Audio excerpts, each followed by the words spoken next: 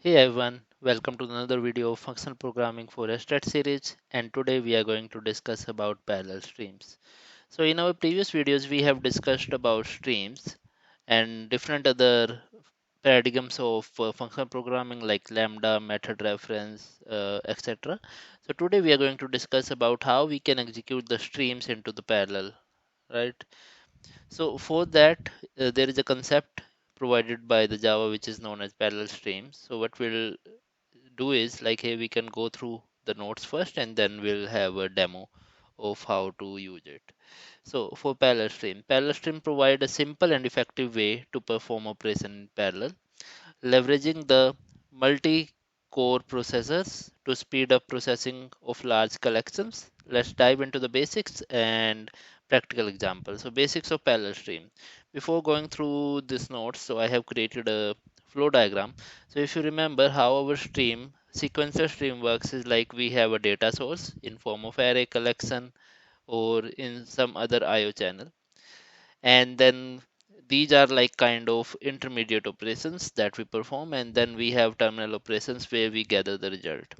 So this was a sequential flow. In parallel we have the same source, but here the operations are being performed in different core by different threads, right? And then in the end we'll gather the results once the multi threaded execution for these operations is completed. We gather the results and then we use that. So this is the flow of parallel execution, and this is the sequential execution. This is parallel stream, this is just stream, right?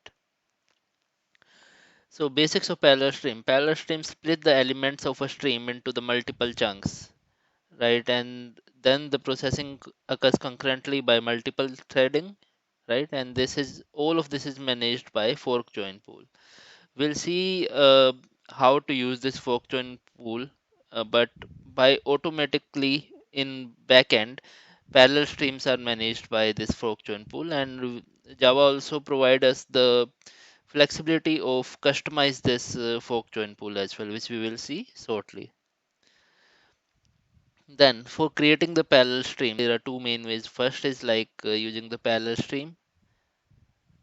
So you just use the collection name. Maybe you have an array list. So sample array list dot parallel stream. The other way is to convert your stream into a parallel stream. So sample array list dot stream dot parallel. In both ways you can initialize the parallel streams.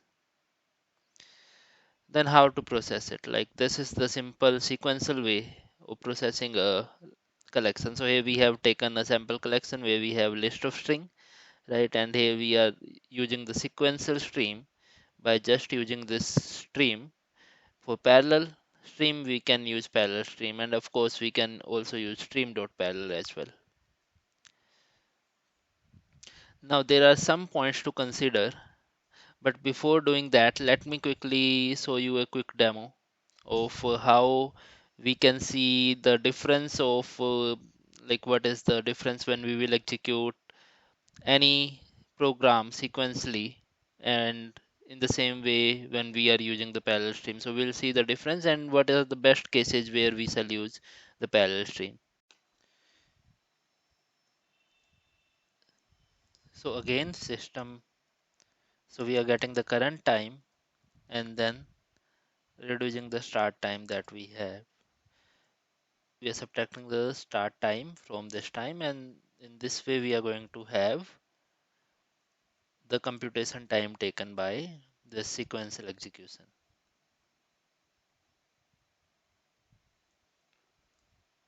Okay. And the same manner we are going to do the same thing but for parallel execution. So just let me copy paste this piece of code, and this is sequential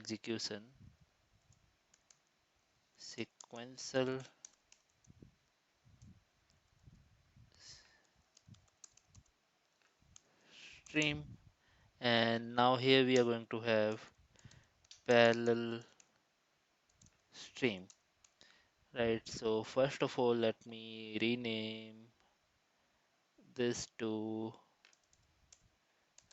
parallel, right? And here I'm going to use again parallel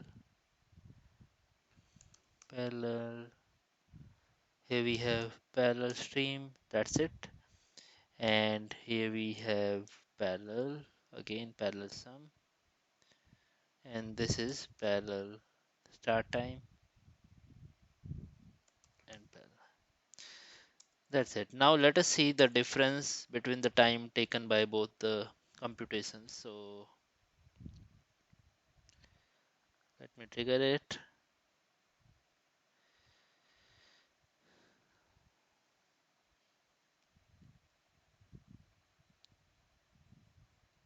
So here we can see sum is like same. I just missed the equal to sign here, but here we can see sum is same and the time taken. It is taking this much of nanoseconds, wherever this is taking less than half as compared to this. And here the computation is really small. What we have done, we have just squared each number and then taken the sum. But assume you have computation where each element is taking maybe 3 to 4 seconds or 4 to 5 seconds or maybe more than that. In that case as well, even if the number of elements to process are less, but each element is taking like significant amount of time for execution, that is also the best case to use parallel stream, right? So one, if you have a large piece of data to process. Second, even if the data set is small but each element is taking significant bit of time or computation, right? But here you need to take into the consideration that whenever you are performing any method in parallel execution, just like any other way of parallel execution, maybe you are using completable future, or maybe if you are using the multi-threading concepts by the Java, the basic multi-threading programming, there also we take into consider that there shouldn't be a race condition. There shouldn't be a variable which is shared by different threads, and threads are trying to uh, perform the operation on that variable, and that variable is not synchronized. Those kind of condition we also need to consider while performing parallel stream operations. But apart from that, if there is no such condition, no race condition, um, and thread safety is ensured, then you can of course use this parallel stream. Then going back to our notes, so now talking about key points to consider, like just I mentioned thread safety. Ensure the operation within the parallel stream are thread safe. Avoid shared multiple state, mutable state. Sorry, yeah. Then order of execution. Parallel stream do not guarantee the order of execution. Use for each order if order matter. For example, let me take simple example here. So if I go here and let me remove this piece of code,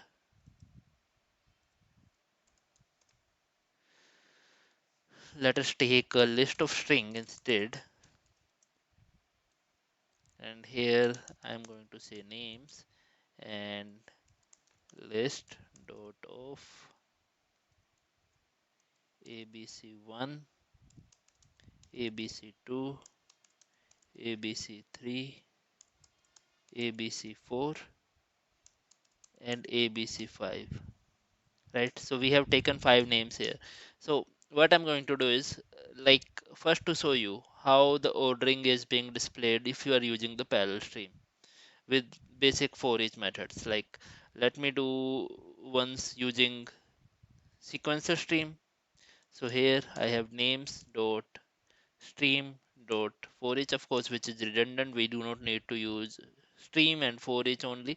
So if you are using for each just by with the stream, compiler will say you to skip the stream, right? So let me use lambda here, and we are going to print each element one by one.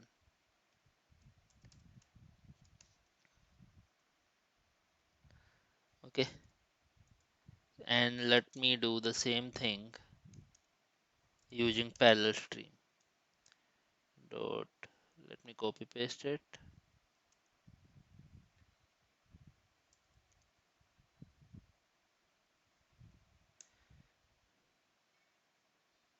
right? And here we can have some separator. Let me execute the test now, and here we can see the order which will be printed in first case is in form of ordered list, like the order is retained. So this was our source data where we have ABC 1 2 3 4 5. Here we can see order is maintained, but when we are using parallel stream, so we are not sure like which particular thread is being executed first. So that's why we have this form of the data being displayed. So in case you want to maintain the order, we can use for each with ordered. So names, let us see if the same method is present here. Yeah, it is. Okay. Name dot parallel stream dot for each order, and then system dot out dot println. So if you are performing any computation where you want to maintain the order, just use this for each order, and we'll see in the last. Yeah, here we can see the order is maintained. Only in the middle one is the place where the order is not maintained, right? So performance, parallel streams are beneficial for CPU bound operation on large data set, measure performance to ensure benefit. So just in case you have you're not sure whether current computation that you are going to use is beneficial to use it with parallel stream or sequential stream, you can just check the way I have just shown it to you by checking the time differences, right? But in most of the cases, you will find out that parallel stream is beneficial. Just in case you are not sure about thread safety or race condition, check it once, right? And then you will be able to see. Now, talking about custom thread pool, in the beginning we discussed about concept of fork join pool. So fork join pool manages this parallel stream execution, right?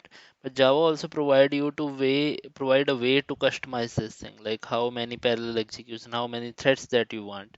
So you can customize this thing using fork join pool. So here we can see one example, and we are going to perform this demo again in the way of Java program as well.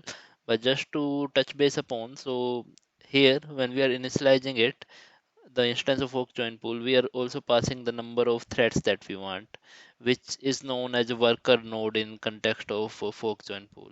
So here we have created one instance of fork join pool, and here we are defining how many number of thread or worker node we want.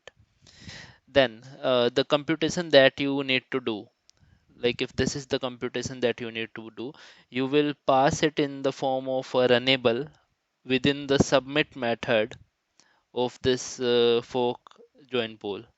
So here you can see the instance that you have created. Here you are doing a submit, and this particular submit method is accepting a runnable instance, and in runnable here you are passing the computation that you need to do, and when this particular whole thing will return a instance of fork join task. This fork join task will like when we will do a demo, there will see it has a get method which basically wait till the computation of a thread is done, and then it like kind of gather the results. And here once all the computation is done, we use shutdown method to terminate the execution. So let us do a simple demo of see how this fork join pool works. So here we have the same list of name, and I'm going to create an instance of fork join pool, and we are going to pass the number of worker nodes that we want. Let us take 3 here, and then fork join pool dot submit.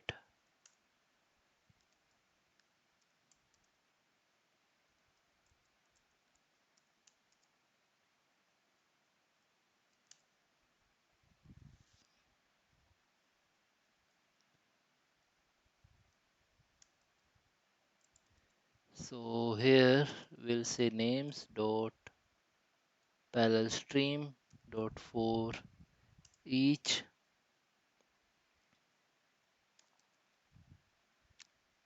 and say what we want to do is we want to append, we want to add prefix as Mr.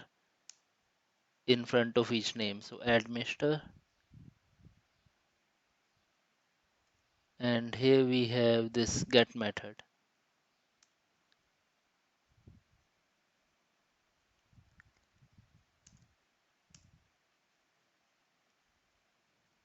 So this get method, basically this particular whole thing as discussed will give us the instance of fork join task, and once you will use get, this get will give you the result, and what it basically does is that it waits if necessarily for the computation to complete and then retrieves the result. So if the computation is going on, then it will wait till the time the worker node is done with the computation, and then will return the final result, right? So for that what I will do is, like, let me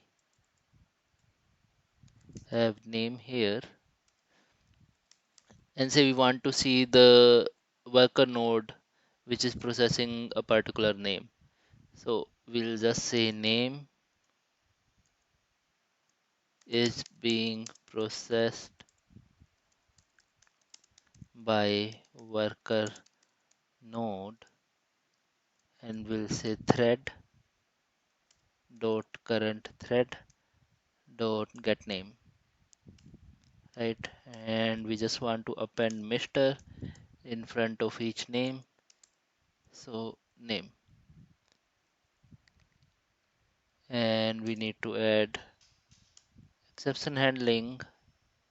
So for this let me say exception e, and here we'll have a finally block to shut down this fork join pool,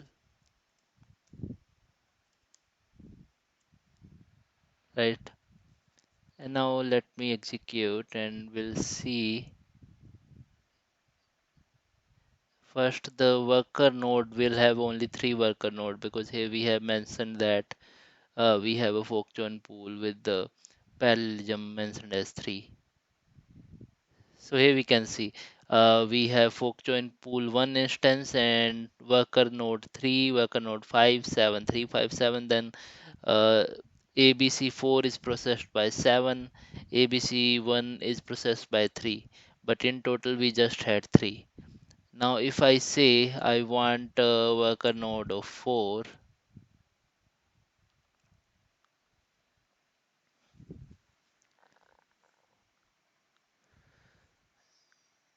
here you will see that we have 7315, right? So these names are being processed by different. So and if you want to see if we, let's see what will happen if you pass 1 here, right?